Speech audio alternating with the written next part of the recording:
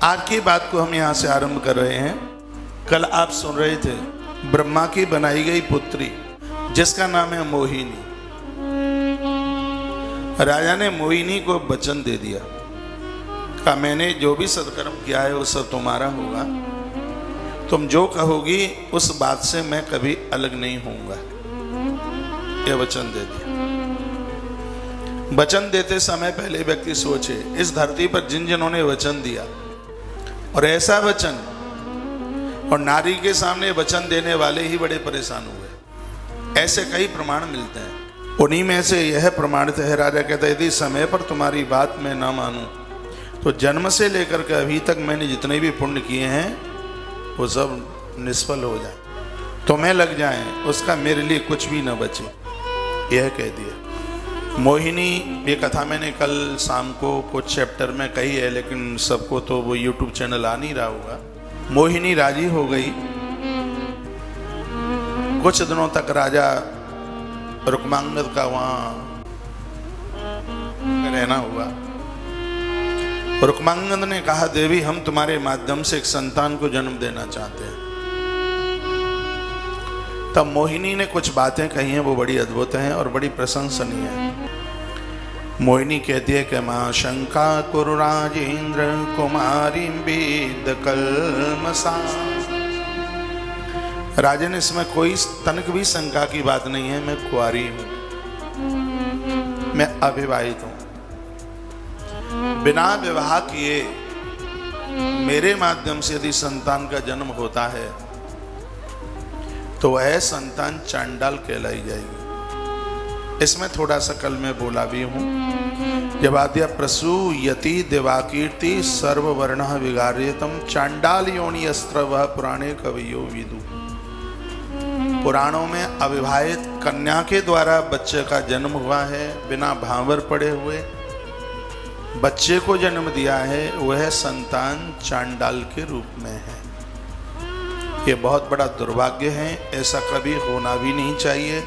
शास्त्रों ने इसका बहुत बड़ा विरोध किया।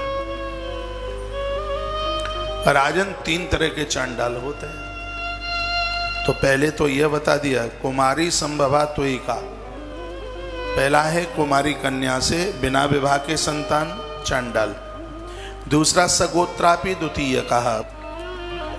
दूसरा चांडाल वह है जहां वर और वधू दोनों का एक ही गोत्र है, दोनों के माध्यम से जन्म लेने वाली संतान अपने आप में चांडाल है। बहुत बड़ा दुर्भाग्य है कि एक गोत्र में बच्चों का विवाह किया जाए। ग्रंथ तो यह कहता है, गरुड़ पुराण में भी लिखा है, एक गोत्र के दोनों हैं, उनके हाथ का किया गया पिंडदान पुरुषों को नहीं लगता, पूर्वजों को नहीं लगता। यह गलतियां मत कीजिएगा।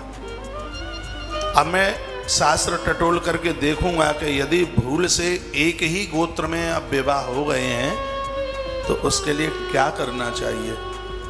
ये मैं धर्मशास्त्र में जन्म से मरण तक की बातें कही गई हैं, अभी मुझे जानकारी नहीं है इस बात की। यदि एक गोत्र के साथ में विवाह हो गया हो तो उसका क्या क्या प्रायश्चित हो सकता है, तो मैं धर्मशास्त्रों में स्मृति 18 स्मृतियाँ 15 उपस्मृतियाँ हैं, उनमें इसका समाधान जरूर मिल जाएगा। और जैसे ही मुझे मिलता है तो वह बात भी मुझे आप सबके बीच में रखनी है, क्योंकि ऐसे बहुत परिवार हैं जहाँ वधू और बेटे का एक ही गोत्र है और वो संबंध हो गए हैं, त्रुटि से हो गए हैं, गलती से हो गए हैं, जान के हो गए हैं, अनजान के हो गए हैं, तो उसका क्या प्रायश्चित है, उसका क्या हो सकता है। जानकर ये कथा सुन के तो मत कीजिए, ये उनके मतलब की बात है। ब्रह्मण्ड्याम शूद्र जनता तृतीया निपपुंगवा।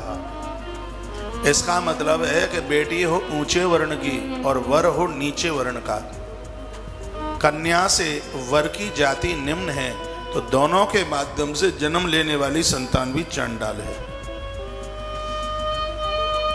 ग्रंथों की बात को अनविज्ञ नहीं कर सकते। और चांडाल की व्याख्या यहां से बोल दो, घृणा हो जाएगी। चांडाल की शकल देखने से सत्कर्म समाप्त होता है। तो मेरे भारतीय परंपरा में सनातन संस्कृति ने जिसका विरोध किया है, हम लोगों को उन बातों को मानना चाहिए।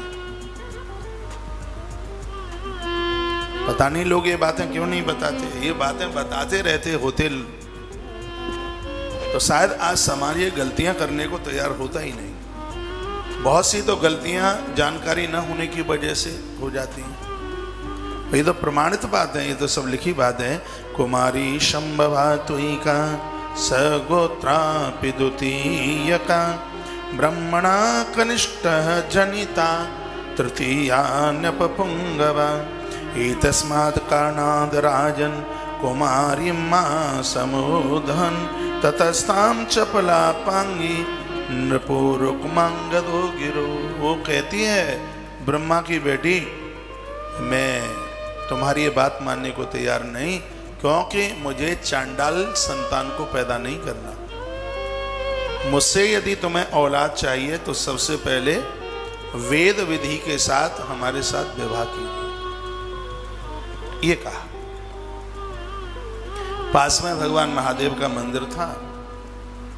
राजा ने ब्रह्मा की उस कन्या के साथ, बेटी के साथ में वेदोक्त मंत्रों के द्वारा विवाह किया। महात्मा वामदेव बगल में उनका आश्रम था, वहां से कुछ ब्रह्मचारी लोग आए हैं और सब विधि के साथ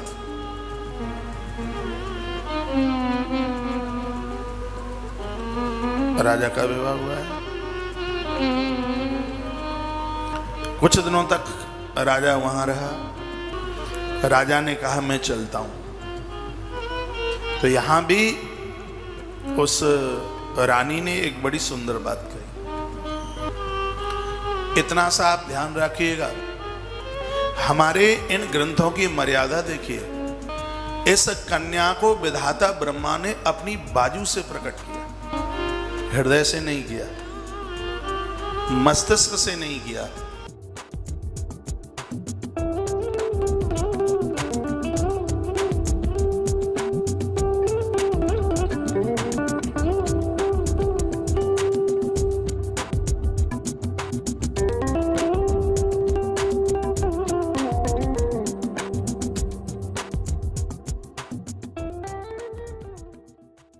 यदि वीडियो आपको अच्छी लगी है तो इसको लाइक कीजिए और इसको आगे शेयर भी कीजिए। तुलसी तपोवन यूट्यूब चैनल को यदि आप पहली बार सुन रहे हैं तो इसको आप सब्सक्राइब करना और बेल आइकॉन दबाना आप न भूलें। इन्हीं शब्दों के साथ जय श्री कृष्ण, जय श्री राम, जय गौ माता, जय राधे श्याम। आपका दिन और आपकी रात्रि अतमे मंगल में हो।